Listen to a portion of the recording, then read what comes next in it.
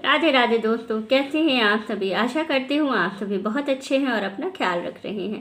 राधा रानी अपनी कृपा आप सब पर बनाए रखें।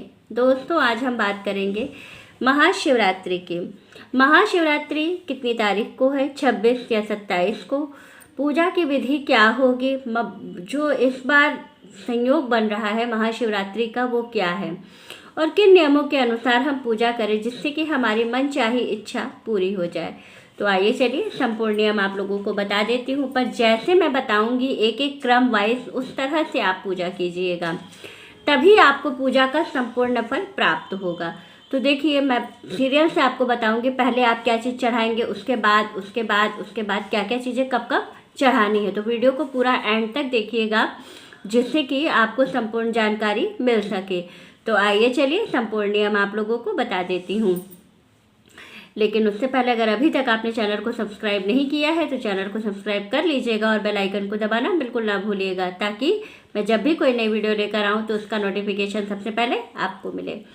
तो चलिए वीडियो शुरू कर लेते हैं, और वीडियो अच्छी लगे तो लाइक ज़रूर कर दीजिएगा और एक प्यारा सा कमेंट हर हर महादेव का ज़रूर कर दीजिएगा और चैनल को सब्सक्राइब कर लीजिएगा। तो आइए चलिए संपूर्ण नियम जान लेते हैं।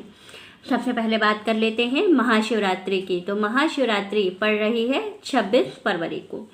26 फरवरी के दिन ही महाशिवरात्रि का व्रत रखा जाएगा। जो इस बार का संयोग जो मैंने आप लोगों को बताया कि इस बार बहुत बड़ा संयोग बन रहा है 2025 में, तो वो संयोग क्या है? तो देखिए, हर बार ज़्यादातर सालों में ये होता है कि जो महाशिवरात्रि पड़ती है वो जो है कभी त्रयोदशी में पड़ जाती है, कभी त्रयोदशी और चतुर्दशी की तिथि मिक्स होकर के दोनों रहता है तो उसमें पड़ जाती है। लेकिन जो सबसे अच्छा महाशिवरात्रि होता है वो होता है चतुर्दशी तिथि का, क्योंकि जो भोलेनाथ की शादी हुई थी वो चतुर्दशी तिथि में ही हुई थी। तो यही देखा जाता है कि अगर किसी साल ऐसा होता है कि पूरी चतुर्दशी तिथि में अगर महाशिवरात्रि पड़ती है तो ये बहुत बड़ा संयोग होता है। तो ये बता दिया मैंने आप लोगों को संयोग। अब हम बात करेंगे पूजा के विधि की, कि आपको सीरियल से क्या क्या चीज़ें सबसे पहले फिर सबसे आखिरी में क्या करना है। तो सबसे पहले मैं बता दूं आप लोगों को कि जो आप जल चढ़ाने जाएंगे या दूध से अभिषेक करने जाएंगे, या 5 चीज़ जो दूध, दही, घी, शहद, चीनी, जो 5 चीज़ें गिनाई गई हैं मुख्यतः भोलेनाथ का अभिषेक का, उसको आप कैसे चढ़ाएंगे क्रम वाइज। तो सबसे पहले आप क्या करेंगे, घर से स्टील के लोटे में जल भर के ले जाएंगे, उसमें थोड़ा सा गंगा जल डाल करके। अगर गंगा जल नहीं है तो बिल्कुल परेशान होने वाली बात नहीं है, नॉर्मल पानी भी आप भर के ले जा सकते हैं। फिर दूसरा लोटा भी स्टील का ही होना चाहिए, उसमें आप ले जाएंगे गाय का दूध, उसमें थोड़ा सा गंगा जल मिला लेंगे। जो भी चीज़ आप चढ़ाएंगे भोलेनाथ पर, सब में थोड़ा सा जल मिलाकर ही चढ़ाएंगे। कोई चीज़ डायरेक्ट नहीं चढ़ाई जाती है भोलेनाथ को, पहली चीज़। दूसरी चीज़, अब आप क्या करेंगे, सबसे पहले आप भोलेनाथ के मंदिर में जाएंगे, चौखट पे आप पूजन करेंगे। चौखट, जो भोलेनाथ के मंदिर का जो चौखट होता है वहाँ पे जाएंगे। सबसे पहले आप दोनों साइड में थोड़ा थोड़ा जल गिराएंगे और जल अपने घर से लेकर जाइएगा, मंदिर का जल आप मत यूज़ करिएगा। फिर आप क्या करेंगे, चौखट के दोनों तरफ थोड़ा थोड़ा जल गिराएंगे और दोनों तरफ चौखट के थोड़ा सा फूल डाल करके और थोड़ी सी अक्षत उनके चौखट पे नमन करते हुए फिर आप अंदर प्रवेश करेंगे मंदिर के। उसके बाद आप क्या करेंगे, मंदिर में प्रवेश करने के बाद फिर आप सबसे पहले भोलेनाथ को शीश नवाएंगे और उसके बाद आप क्या करेंगे, सबसे पहले बैठ करके भोलेनाथ के सामने 2 मिनट आंख बंद करके उनसे अपनी प्रार्थना, अपनी इच्छा, जो कुछ भी है वो सब कुछ उनसे कहेंगे। फिर आप क्या करेंगे, सबसे पहले जो आप जल लेकर के गए हैं, पूरा जल 1 लोटा तुरंत नहीं डालना है। जो लोटे में आप जल लेकर के गए हैं थोड़ा सा जल भोलेनाथ पर अर्पित करना है। उसके बाद दूध आप पूरा एक साथ भी चढ़ा सकते हैं या थोड़ा थोड़ा 3 बार में करके चढ़ा सकते हैं। जैसे एक बार चढ़ाए, फिर रुक करके दोबारा फिर चढ़ाए, फिर रुक करके दोबारा फिर चढ़ाए, क्योंकि भोलेनाथ की पूजा में 3 की गिनती बहुत महत्वपूर्ण होती है।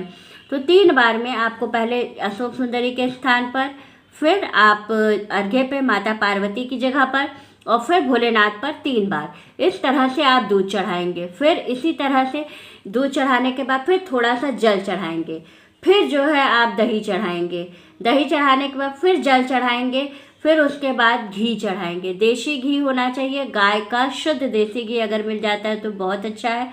वैसे आज के समय में शुद्ध तो मिलता नहीं है, लेकिन जो भी मिल जाए देसी घी ज़रूर होना चाहिए। उसके बाद आप देसी घी चढ़ाएंगे, फिर थोड़ा सा जल अर्पित करेंगे। उसके बाद आप क्या करेंगे, दूध दही घी हो गया। फिर आप डालेंगे, चढ़ाएंगे शहद।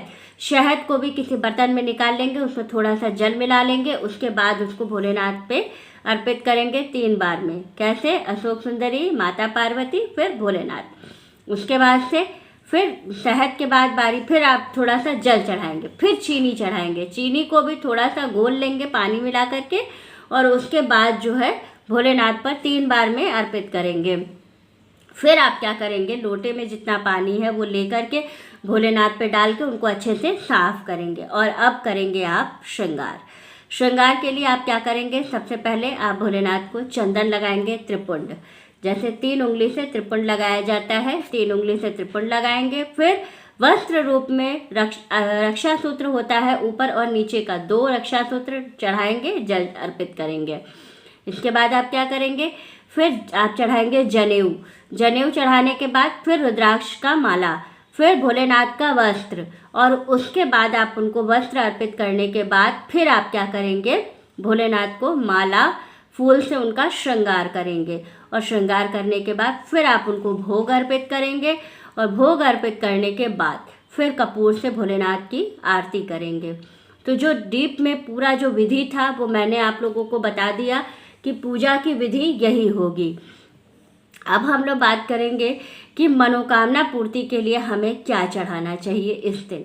तो देखिए, मनोकामना पूर्ति के लिए आपको अगर गेहूं की बाली मिल जाती है, नहीं मिलती है तो चावल के खड़े खड़े, अक्खा चावल जिसे कहते हैं, एकदम खड़ा खड़ा चावल होता है, उसको 7 दाना ले लीजिएगा।